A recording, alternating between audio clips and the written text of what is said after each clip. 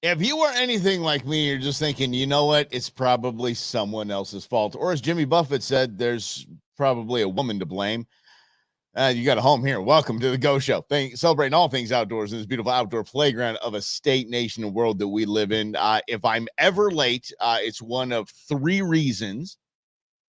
It is either Instagram, Queen Bee, or my allergies. That's one of the three reasons I'm going to be late to the show. The only three reasons. And today it was a mixture of each and every one of them. Yeah, they're not mutually exclusive. There was something going on. So here was the deal. What's up, Rhonda? I was talking to Queen Bee like I do before every show. Call it my rocket fuel. And I was chatting it up, and she's talking about this, that, and the other email, and this, and post, and this thing going on, and this with her job. And I said, hey, dear, I need to go on in 3 minutes. You know what I had thrown back at me? What I say all the time. Because in the media world, with 3 minutes, I can get up, get out of the studio, go to the bathroom, get some water, make some coffee, whatever I want to do. 3 minutes is an eternity. Guess what I heard this morning? Yes, 3 minutes. Isn't that an eternity? Oh, here we go. Yeah, that and Instagram is what Instagram is, and it's tough. I can do Facebook, YouTube, X. They're all running together all nice. Even Facebook. But then Instagram, which is Facebook, I've got to go launch a window, get a key from them. Yeah, a key to be able to stream live on their thing, and then put it in the stream. Yeah. And I'm a little verklempt in my kashpilkas right now, because now we in Arizona, we put the we get the windows up. What's up, Lynn? We get the windows open at night. That's the way I like to keep it. Super cold. Get down to 50s. I'm like, oh yeah, get a big blanket on you. Oh, life is good. Feels like you're camping. Then I forget to take my allergy meds. So anyway, hey y'all, what's happening? This is you have some good stuff to share. Okay, don't tease me on that. Let's get down. All right, you gonna send that to me in an email? If you would do, I would appreciate it. And please include your address. I'd like to send you a OG Brewman's hat too. I like that we do the OG hats. I was like, well, what are we gonna do with these things? Well, I don't know. We don't do the Brewmans anymore, but those who are around and should have them. So anyway, I put this on there, and I mean this. Trust me. I am going to get to I was right about Yankees fans. I'm going to get to that on the next program. Don't you dare worry about that. Holy bottom of the first. Anyway, let's talk about. Oh my goodness, I can't wait. I can't wait. If you're excited, I'm excited. I'm all about it. But I want to talk a little bit about yesterday. I was talking about the SECC Fun Shoot, but then I forgot to share something really, really specific, something that I wanted to talk to you guys about that I think can kind of bleed outside of the outdoor world, but I think is really crucial in the outdoor world. So here's what I mean in this. Yes, exactly, Ronald. What they did to Mookie was absolutely, I'm blown away. Yeah. Mm-hmm. Thanks, Lynn. I appreciate you checking it out afterwards. I really, really do. Don't be that guy. I don't. Look, I appreciate each and every one of you in your profession, in your careers, and what you have done. I don't think I would ever show up and tell you what to do. Look, I know that I know that some of you have some sort of media presence, whether you have podcasts, whether you have videos, whatever it is. But I think, and I'm not saying I'm better than anybody, but as a 16-year now media professional here in Arizona, it'd be tough for somebody to show up and be like, you need to do it different.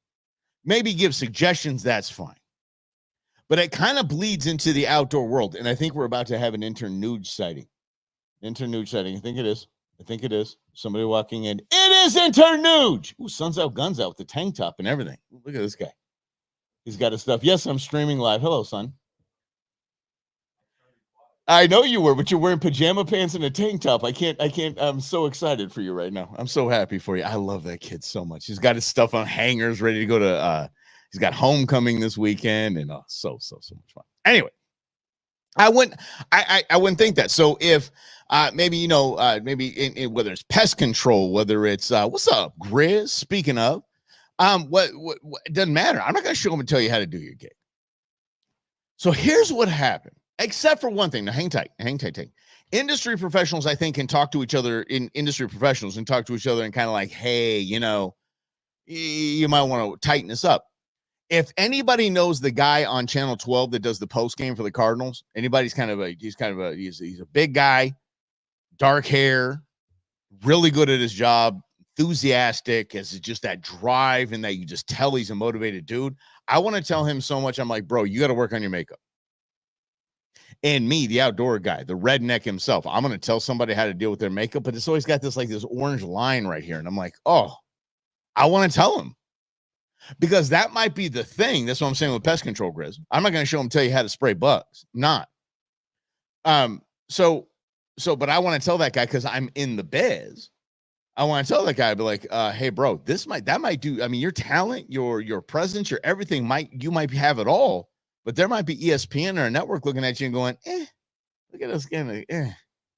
Dude can't even blend. I want to tell him. And I think it's my place as a media professional. So here's what happened yesterday at the fun shoot. I get to we're waiting for trap. We're going to start on the trap range. And so again, you're out there with 4 other teammates. So there's five of you out there. And a guy I've never shot with before. I've hunted with him. Actually, I have a pretty funny story. But I hunted with him. But he grabs my shotgun. And immediately I'm like, okay, cool. I know you and all. We're on a board together. We've hunted together. I get it. But just grabbing a man's shotgun, I don't know if that's right. And understand this. It is not the most expensive shotgun in the world. It ain't cheap. But it's not the most expensive shotgun in the world. But it was one that I wanted more than anything. I wanted a Browning Satori over under more than anything. Because for years I shot this Wingmaster, this Remington Wingmaster 12 gauge that is it's a $250 shotgun. And I got punked when I started getting really cool hunting dogs by John Odell from Game and Fish. He goes, do you think you got a few thousand in these dogs? You could probably upgrade from the $200 shotgun. I'm like, okay, good call. He grabs my shotgun. And but I mean, trust me, in the media world, you need to be wearing makeup. Like you guys see a bunch of shine right here on the from the lights. That's what that takes away from when men on news wear makeup. I'm done wearing the whole makeup thing. Yeah, dude, seriously. Okay, I mean, this is kid show, Chris, but family show, Chris, but I mean, it's like it's like petting your hair, going, "You're so beautiful." Yeah, don't touch that. No. There are things in a man's possessions you don't touch. His woman, his grills, and his shotguns. You don't. So he grabs it and he goes, hey, what? He goes, what? I almost said it the way I was going to say it, and it was coming out completely wrong. He said, what is your shotgun choked with? Grizz, remember, family programming. What is your shotgun choked with? And I'm like, here's my answer. That thing's raw dog, man. There's nothing in there. There's no choke in there. Every shotgun is choked, he says. And he breaks it because it's over under. So it's got the break. So he breaks it. He's looking down the barrel. He's like, yeah, you want to use your tightest choke on this. You want to use your tightest choke when we're out there. And I'm like, my thought was, and I looked at my buddy Travis from the NRA. And I just said, I said, I am a grown ass man. This dude just grabbed my shotgun and tried to lecture me on how to shoot trap. And he said, dude, bro. Yeah. I'm like, don't be that guy. He's a sweet man. He truly is a sweet guy. When you get in the right situation, he really is a sweet man. But I'm like, damn. Dude, you just grabbed a man's shotgun, and then you break it, and you ask what choke I had on this thing. It's not even threaded for a choke. Every shotgun is choked. Nah. Nope. I only have 2 shotguns that are choked, and those are my A400s, and we talked about A400s yesterday. Yeah, it's political stuff. Rhonda, what are you taking over for Grizz? What is it choked with? His hand. You see that? Really? That's it? God, gone it. I love you guys so much. You guys are killing me. Yeah. We know, Chris. I think you said you were the best yesterday, and of course I got that last night. Chris said I was the best. That is not her voice, by the way. That just flew out. So, dear, if you're listening, that is not. I don't have a voice right. Anyway, please don't be that guy. Look, if you are out with that woman, if you are out with somebody and you're bird hunting, or maybe even clay shooting, target shooting, whatever it is, and if you want to say, "Hey, listen, you were behind that clay. Hey, you were just over it. Oh, I thought you had that. You were just under it." That's fantastic. That's great feedback you give on the fly. And you're not telling somebody, "I'm better than you. I know more than you." You're not telling them that. You are telling them, "I'm here to help you along the way because we're a team." That's what that is. Or maybe it was, you just didn't have your cheek down on that on the buttstock. You just didn't. And so, yeah, Grez again. So this, you didn't have it like this. I know where you guys are going with that. That's okay. The pulling aside and saying, giving this advice and you're shooting this way and wrong and this way and wrong, here's why it's annoying. Because actually of what somebody said, here we go. You guys are killing me on the side here. Because of what somebody said to Queen Bee the first time she went out and actually shot in a kind of a tournament or fun shoot kind of environment. This guy's known in the state. This guy is a coach. He is amazing. He said, "It is good that you waited until you're to shoot a firearm because you're coachable now." And now I know I'm going to have to put somebody's going to get on a timeout. And by timeout, I mean, I'm going to send you a free hat. He said, you didn't have a lifetime of establishing bad habits. So you think about that. I have a lifetime of establishing bad habits. So if somebody comes along, especially someone I don't know very well, and I'm in this kind of environment with, and you want to tell me what's what, A, it's going to take a hell of a lot to change that. And B, it's going to throw me off my mental game. Now I'm to the point where I'm like, okay, am I doing this wrong? Where normally it would be automatic, whether it's a bad habit or not, it works. I play golf with a guy who tees off at a 45-degree angle. I will never forget the first day I played with him. As he was lining up at a 45 directly at houses, fairways this way, he's going this way. I start to step up to him, and our buddy, friends both, he puts his hand on my shoulder. He goes, "Just watch." And this guy hit the most amazing, it was awful, but it landed in the middle of the fairway. So he had developed such bad habits that he just adapted to the bad habits. So if I said, "Hey, why don't you try this, now I'm in the guy's head and I screw up his entire round of golf. It's the same thing when you're out clay shooting. Like, don't tell me what are you telling me I'm doing something wrong? Don't I, especially what choke did you have? Oh, yeah. Like Caddyshack 2? Really? Caddyshack 2, just so we're clear, Brendan. There are a couple of sequels that we don't discuss on any of the shows. One of them is Caddyshack 2. Holy, what an abomination. You know that, but it's okay. Yes, never heard. Aim left and hit it hard. That's it. Yeah, there you go. Yeah. One of the first times my first big game hunt. I was my ex-father-in-law said, "Take this, a 270. You're gonna love this thing. This is a fantastic firearm." I had a broadside shot at 100 yards on a huge deer, missed it twice. I think it was so surprised I missed it. It hopped like 20 yards ahead of itself and then turned broadside again and gave me a shot. Missed it again. Then I went into the house afterwards after, there's no deer within, 2 miles of me. So I'm like, okay, I'm going to go back in. Let's go to dinner. He's like, "Oh, yeah. That thing hasn't been sighted in a long time. I hold it about an inch low and to the left." Thanks so much. Yes, but anyway, getting back to this.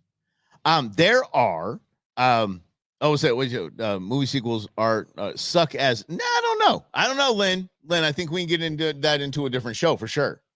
Let's see. Let's see. They never made a Caddyshack 2. It's a lie, like because Highlander, of course. Highlander, of course, was won the Oscar for the greatest movie of all time. Yeah, if you remember that, we can all be friends. Inappropriate comedic relief. See here, movie sequels. This is what Lynn said. Lynn, I think we're gonna have to go back on this one. Movie sequels suck ass always. I don't agree with that. As a Star Wars and Marvel fan, I don't know. Jim Hurd, I swear to you, Tequila Jim, listen to me. Don't you dare bring up. I don't want to hear anything of your Star Wars nonsense right now. Oh. There can only be one. That a boy, Brendan. Way to save this thing. I mean, because I know Tequila Jim's going to come with this. Lynn, I'm proud of you. You're a man of principle. I love it. I love it. Yes, but yeah, here goes. Anybody who starts knocking this, we're not going to get into this, guys. The Star Wars stuff. Come on. Aliens was awesome. Okay, all right. Yeah, we're gonna get to Star Wars and the space force thing and the space and gravity with the bombs, and it's literally a series about space wizards with light swords. Come on. I would love to have Grizz. I would love to have a Star Wars show. You know me. Oh, I would love that. I got one more Mandalorian I can name a hunting dog after, so I was actually looking for one. I'm actually in the market. And it's Jodo Cast. That's the last one I really got that I can use, which isn't like cheesy like Mando or something like that. I make that Highlander reference anytime. See, Brendan, Tequila Jim, Brendan. There you go, Highlander. That's the way it should be. Let's see here. What do we got here? We can't. All right. Remakes. Oh, brother. Okay, remakes. I'm going to go with you on that. Lynn. Remakes normally do. For the most part, remakes suck. Especially when they made Ghostbusters with, remember that? Oh, I'm going to get called a misogynist. Watch me. Ain't the first time. Let's see here. See? So bad at you. My work is done here. Thank you, Tequila Jim. I appreciate it. Dark Side of the Outdoors featuring Darth Russell. Let's go. Maybe for Halloween tomorrow. We're doing scary outdoor movies, and we're going to talk about movies tomorrow. That's it. I've decided it. You guys, please tune in. We're going to have a great time. We're going to talk about movies, even scary movies. I do have a bunch of those trail cam pictures that we're going to show. Kind of fun. There's only like a dozen of them, so we can get through it pretty quick. But yeah, we can talk about some movies. I'm down. Let's go. Tomorrow's Halloween. Going to have a great time. Yeah. Thank you, Grizz. Ghostbusters Chicks Edition sucked. It did. Didn't make it through. There's only a certain amount of movies where I haven't made it through. And let's see, one was Darkman. Remember that? The Crow. I think Brendan Lee died filming that. Terrible movie. And Ghostbusters 2. And by the way, Beetlejuice, I will go toe-to-toe with anybody that says that's even 10% as good as the original. Awful. I want all my money back and my hour and 45 minutes back. It was terrible. Yeah. See, you binge watch true crime. There you go. The worst was, oh my God, it was, I forget the show called, but it was like 17 seasons, and Queen Bee was watching this all the time. It's true crime. It was like Evil Lives With Me or something like that. Check that one out. Evil Worst Roommate or something like that. So like every night or every morning I would get the whole like, do you have an uncle that is this, that, and the other thing? Because I was watching this show. Yeah. Mm-hmm. Yeah. Tell anybody about what did I get? Did I get an award? What do you mean? Evil Lives Here. That's right. This Evil Lives Here. Does it? Oh, man, it's the same damn show every single time. What award did I get? What award did it? Wasn't yesterday. What are you talking about? Yeah. What, Media of the Year? This is like in 2018. That's like the last award I won. Yeah. But Evil Lives Here. Okay. Anyway, let's get back to this. And then I get someone I very much respect in the outdoor world. So I have so much respect for, and I've hunted with, I've been in tournaments with. I dig this guy. I love this guy. He's a fantastic man. Not going to name his name. But he told me like halfway through Sporting Clays, oh, yeah. You need to start it. You have your firearm fully addressed before you say pull. Let me tell you the difference between that. So if I put my firearm up like this, okay, and I'm looking down the barrel and I say pull, and then I just, shoot whatever. That's legal. You can totally do that. I did that the first time I was shooting clays with my grandfather. And you know what I got? A flick right in the ear. He said, don't ever do that again. He said, what are you going to do? You're going to go quail hunting? You're going to go dove hunting like this? You're going to roll around like you're clearing a house? Or do you hold it like this down like you should? And when a bird flies, then you address and go. Okay. Every time I tried to not keep the firearm down, pointed down, before I said pull, I got flicked in the ear. So this guy, I am wrong, but weren't you recognized for your efforts as VP of the... I appreciate you, Greg, but I was merely the MC. That's really all it was. And I was just thanked for being the MC of that event that we were at. And I was the representative for our charity that was the beneficiary of the proceeds of that event. So that was it. But I appreciate that. Someday maybe they'll say, this guy's got it going on. But this is what I want to get to in the roundabout way, through movies and whatnot. I've got a bunch of great Halloween movies outdoors for you guys. Elle Macpherson will make an appearance. You are so welcome. Anyway, you have to, and Tequila Jim will back me on this, you have to practice for scenarios, for real world scenarios. And every time you are at, in Ron, I definitely promise you I will check before the next show. And then FAFL Friday is very crocodile alligator loaded. Anyway, he will say, Tequila Jim will back me on this. As a former competitive shooter and someone who trains with the sheriff's department, is that you have to train for those real world scenarios. And if you are at a clay target center and you're sporting clays, it is fun. Yes, it's fun. You're shooting trap, shooting skeet. It is fun, but it is practice. It is preparing yourself for a real world environment. So that is super, super important. So when I am never going to hold my firearm like this and say pull, because never, ever in a hunting world will I be like this and a bird's just going to magically fly in front of my firearm. I'm not Tequila Jim. I mean, an elk. No, that's not the case. So I want to train like that. And hopefully next week we can get into a couple of training aids, training techniques that we can help, especially for home protection and just firearm ownership, EDC, and the like. So when I say EDC, that means everyday carry.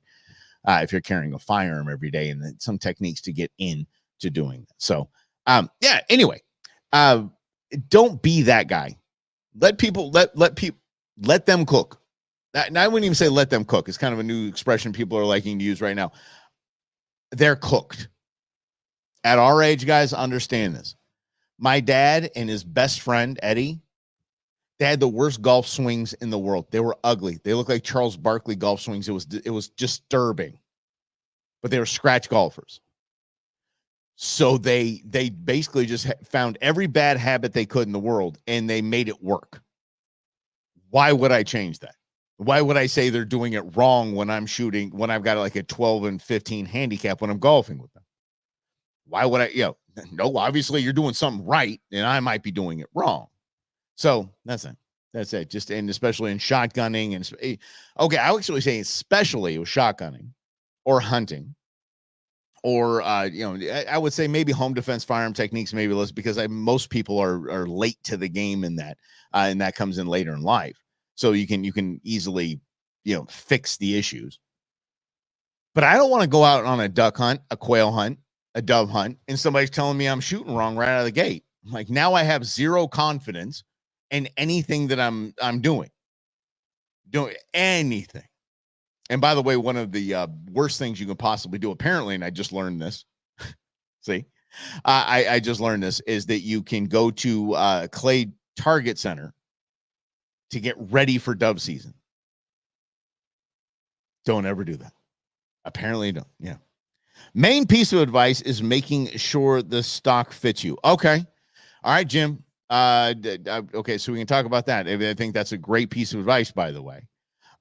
Every firearm does not fit everyone. It isn't like flex fit hats, all size, one size fits all. It's not like that. And flex fit hats don't fit me because my head is gigantic. Is making sure the stock fits you. So to have that professionally looked at and measured for you and your shooting ability is probably the best way to go. Here's the deal. So now that Jim said that, I understand Jim's one of my best friends in the world. I hunt with the guy. I trust him. I trust him with my kids. I've never had a shotgun fitted for me. I have no idea what that means. Because again, I had a Remington Wingmaster when I was handed Remington Wingmaster for my 13th birthday. Might have been my 12th birthday. Wow, 13th birthday, I think. And I've just never, I shot with that until probably I was 40 years old. And so I never had anything fit me or even looked into fitting. So Jim, if you can tell me, what do you do? How do you go get a shotgun fit for you and making sure the stock fits you? How do you do that, buddy? If you can let me know, that'd be great. And I'll share it. I will pass it along to the class is what I will do. But I'm sorry, y'all. I'm that guy. I'm that guy. I'm not going to sit and hold that firearm to my cheek and wait for a bird or a clay to fly in front of it. I want to do it like I do it. Okay. We're literally ending the show on this. Jim, you can fire off to me this. Are you bleeping kidding me? Brendan, you win. I'm sorry, buddy, you win. Holy sweet baby Jesus. Is that if the stock fits, you must clay hit. Okay. I really have nothing after that. Here's what we're gonna do. Jim, you have to respect that. That is, if the stock fits, you must clay hit. Okay. We're going to get this ready to dial this in. Okay, tomorrow's Halloween. We're going to have a lot of fun. We're going to talk movies. We're definitely going to talk movies. We're going to have a great time, and we'll talk some spooky trail cams and whatnot, but we'll have fun on Halloween. So thank you. Thank you all for hanging out. Share it, like it, do all that stuff, and we'll see you tomorrow right here on The Go Show, celebrating all things outdoors in this beautiful outdoor playground of the state, nation, world that we live in. Love you.